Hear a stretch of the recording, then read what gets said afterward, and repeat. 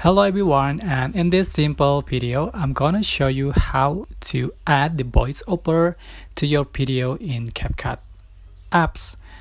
So you can tap on your project and select your video that you want to edit, and I'm going to select my project. So already have a video here, and to add the voiceover you are just going to select audio and then select voiceover and just click and hold to start record. For example, click and hold.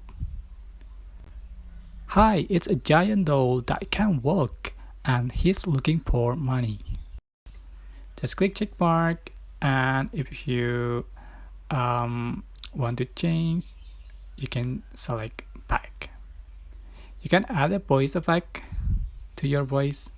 Just click on the voice effect and select the voice effect that you want. For example, hi, it's a giant doll that can, and you can listen the result. Hi, it's a giant doll that can. That's it. That you can add the voiceover to your video in CapCut. I hope this tutorial was helpful for you. Don't forget to like, comment, share, and also subscribe. Thank you so much for watching.